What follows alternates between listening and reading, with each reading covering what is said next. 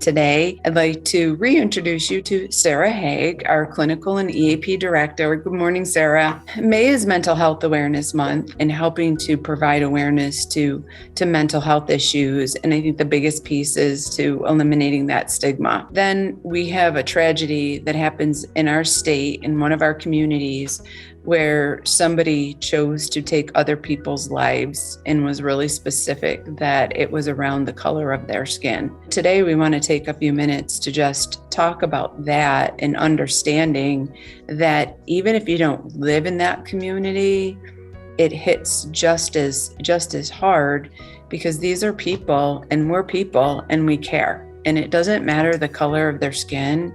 It really matters more on how we feel and how we can support each other. So we've been really, really busy just, having a lot of consultation conversations to try to understand where people are at, the grief that they're feeling, to try to assess and understand those moments, who is impacted and how since the event has been unfolding.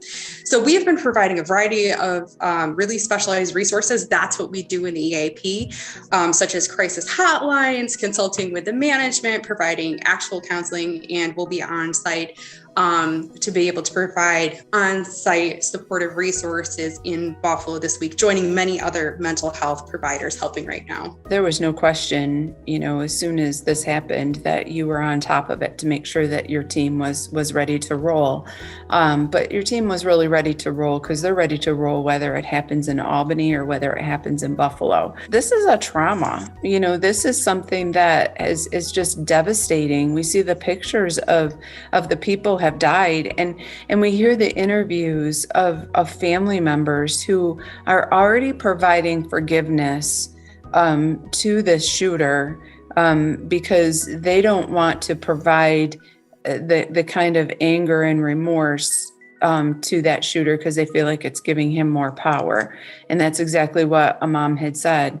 But, for some people, it's really, really hard to do that. And it brings up a lot of their own responses. As if surviving the actual event wasn't enough, there can be what we call like the secondary response, and everybody responds differently to trauma, right? Mm-hmm. There's like that firsthand trauma if you were there on the site, if it happened to you specifically, if you were impacted and saw it with your own eyes. And then there's what we call in counseling like that secondary effect. And I think about it like a pond, and we throw a stone into it, and there's like these ripples, right, that kind of play out.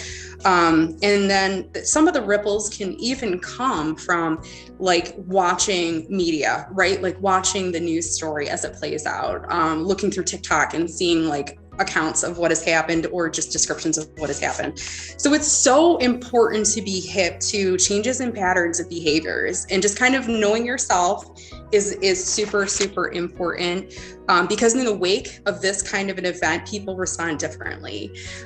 Some people respond with like a sense of shock, which can include avoidance. Sometimes, I think you mentioned anger can be a very strong reaction. Some people respond kind of almost exactly in the opposite direction. And, even flavors of apathy towards the whole situation. So these are kind of like the big ones to watch for, including, if someone just completely shuts down, right, and just does not interact. So it is just so important. And we do this work in the EAP world in critical incident stress debriefing, which is what, I mentioned we're going on site. This is the kind of, presentation talk that we would give about what to look for, attending to one's physical needs. If you get a flavor of any of that going on, what you can do is attend to yourself. Mm-hmm. So taking good care of yourself and then looking out for other people is really important. I'd like to say that grace is free, compassion is free, and kindness is free. It doesn't cost anything to call a friend and offer to lend your supportive ear, for example. And something that is really important that we talk about a lot in counseling is that just because someone is functional, they're responsive, they're up and moving and communicating, doesn't mean they're internally suffering, and that there isn't some kind of hidden, hidden struggle. So I think just being open, and simple things that we can do, it's just as simple as calling to check in on someone that we care about, right? Just picking up the phone. How are you doing today? And then conversely, if you're struggling, please reach out. Please pick up the phone and talk to someone and speak those big feelings. It reminds me of a quote by Fred Rogers that I absolutely love. When we talk about our feelings, they become less overwhelming. So it's the concept of speaking the big feelings so that we can facilitate a healing process.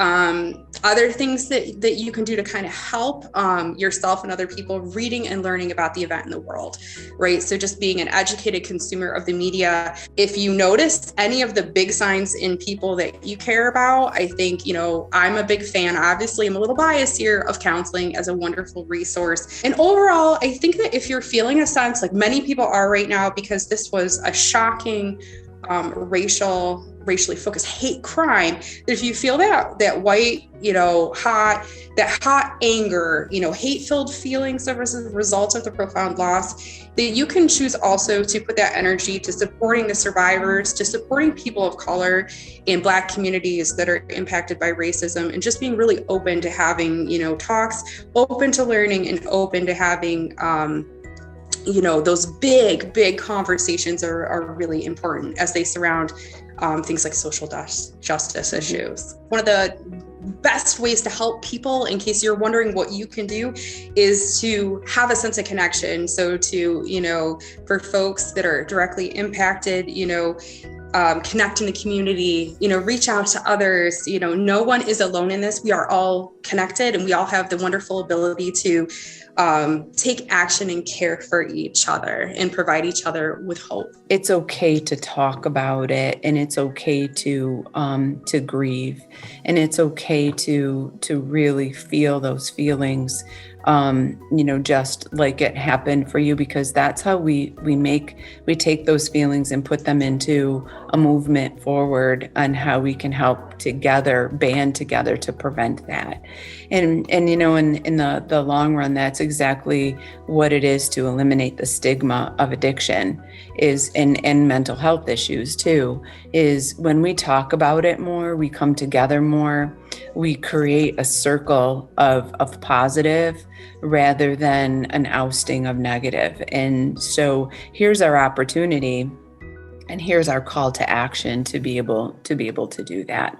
And I hope that, everyone hearing that, if they have any questions, they want to talk to somebody, they can certainly reach out to Center for Family Life and Recovery. You can go to our website, whenthere'shelp.com, or give ourselves a call at 315-733-1709.